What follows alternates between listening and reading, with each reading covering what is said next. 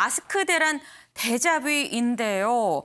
이 마스크 대란 우리 기억에서 썩 좋은 기억은 아닙니다. 이수아 기자, 네. 이건 무슨 사연이죠? 이 코로나19 초기에 마스크 일주일에 2개씩만 살 수 있었던 맞아요. 거 혹시 기억나시죠? 근데 그거라도 사보겠다고 이 약국과 우체국 앞에 긴 줄이 늘어섰던 거 다들 기억하실 겁니다. 근데 이제는 마스크가 아니라 요소수를 구하기 위해서 줄이 길게 늘어서고 있는 겁니다. 네. 이 어제 전북 익산시가 시 차원에서 요소수를 직접 판매를 하기 시작했는데 네. 한 사람당 10리터씩 가져갈 수 있었거든요. 오전 10시부터 판매 시작이었는데 수백 명이 거의 2시간 앞서서 와서 번호표를 뽑고 이마저도 구하지 못한 사람들은 발을 동동 구르는 모습이었습니다. 저희 MBN도 이 판매 현장 가봤거든요. 시민들 얘기 먼저 듣고 오실게요.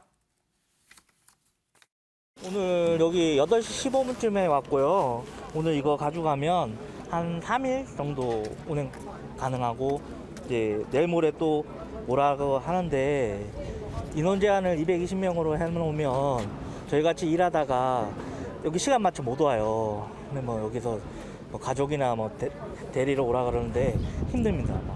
오늘 판매를 한다고 해서 왔는데 여기서 끝나버리면은 이번 주 내내 요소수만 기다리고 이러고 줄 서 있으니까. 네, 어제는 1시간 40여 분 만에 이 요소수가 동이 났다고 하는데요. 오늘은 뉴스가 나가서였을까요? 익산시에 확인해 보니 오전 10시 딱 시작하자마자 동이 났다고 합니다. 이미 줄 서서 기다리던 시민들에게 요소수를 나눠주기도 버거웠다라는 건데요. 이 시 관계자에 따르면 익산 지역 요소수 생산업체에서 물량을 대고 있고 아마 내년 1월까지는 이런 식으로 공급이 가능할 것 같다라는 답변을 받았습니다. 다만 익산시로 등록된 차량만 이용이 가능하고요. 또 짝홀제로 운영되고 있다니까 운영 시간과 이용 방법 잘 확인하고 가시면 될 것 같습니다. 네, 지금 뭐 익산시에서 내년 1월까지 이렇게 운영이 될 것 같다라고 얘기를 했다는데 뭐 지자체에서 상당히 좀 노력을 하고 있습니다만 그 얘기에 또 내년 1월까지 이래야 되나라는 생각이 또 들기도 합니다. 네. 이 품귀 현상이 좀 계속되다 보니까 이수아 기자, 이걸 악용하는 사람도 생겼습니다. 중고 장터에 글이 올라왔는데 네. 3만 원만 주면 전남에 요소수 파는 곳을 알려주겠다. 이 직원이 요소수 많다고 얘기하더라 라면서 자신이 그곳에서 요소수를 구매한 영수증도 올렸습니다. 이 알려주는 값으로 3만 원을 달라. 이것도 참 기가 막힌데 네. 더 분노를 일으킨 건 이 영수증에 적힌 가격입니다. 잘 보시면 이 본인은 14,000원을 내고 5.6리터 요소수를 구매했습니다. 네. 그러니까 지금 시가보다 훨씬 싸게 구매를 한 거죠. 그러네요. 그러니 누리꾼들은 사재기보다 더한 사람이다. 이 요소수를 썼다면 동종 업계일 텐데 어떻게 이럴 수가 있냐, 이 글쓴이를 비판했습니다. 이 중고나라는 일단 가격 부풀리기나 이런 대란 현상을 악용하려는 사람들을 막기 위해서 요소수를 개인 간 거래는 일시적으로 중지하겠다라는 입장을 밝혔거든요. 네. 이렇게 중고 거래도 막히다 보니 오히려 요소수 구매자들은 발을 더 동동 구르는 상황이 됐습니다. 온라인상에는 요소수를 찾는 사람들, 그러니까 이른바 요차싸라는 인터넷 카페도 등장했습니다. 네. 이 요소수를 판매하는 주유소 등 관련 정보를 공유하는 곳인데 방송 들어오기 직전에 확인해 봤거든요. 네. 730여 명 정도가 가입을 했고요. 이 화물차를 운전하는 아버지 대신에 요소수를 찾는 딸, 뭐 해외 구매 대행을 어르신들은 잘 못하잖아요. 근데 지금 요소수를 찾을 수 있는 방법이 해외 구매 대행인데 이거를 대신해주는 방법 등을 공유하고 있는 것으로 알려졌습니다. 네, 아니요, 뭐 들어보니까 좀 답답한 그런 상황이긴 합니다. 윤영걸 대표님, 네. 지금 정부의 늑장 대응이 계속 이 도마에 오르고 있습니다.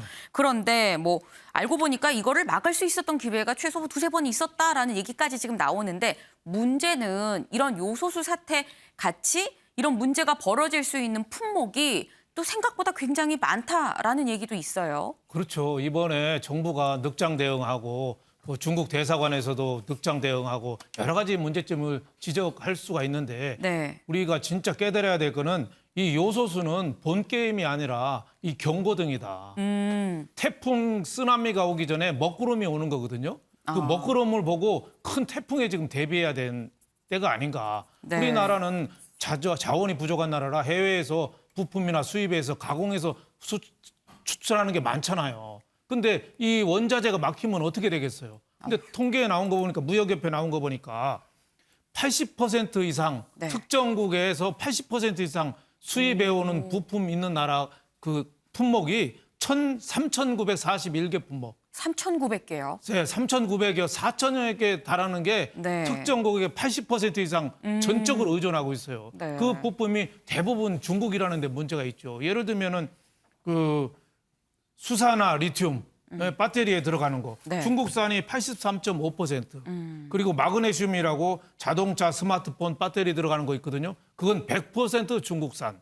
그리고 또 그 산화 텅스텐. 네. 이것도 반도체 고강도 강철에 들어가는 거거든요. 뭐 많네요, 이것도 되게. 94.7% 네. 이렇게 수입해오기 때문에 진짜 중요한 거는 지금 정부가 이번에 대응 늦은 것도 반성해야 되지만 네. 컨트롤 타워가 가동 안 된 거 이런 거 반성해야 되지만 정말 사드 같은 사태가 또 일어나서 중국이나 특정국이 우리나라에 대해서 보복을 해올 때 그럴 때 어떻게 할 건지 이 플랜 B가 있는지 이게 제일 중요한 거 아닌가 이런 생각이 들어요. 요즘 저 칠레에서 에너지부 장관이 지금 한국에 와 있거든요. 네. 그런데 지금 중국에서 우리가 대부분 수산화 리튬을 수입하고 있는데 수산화 리튬을 세계에서 제일 많이 생산하는 나라가 저 칠레예요.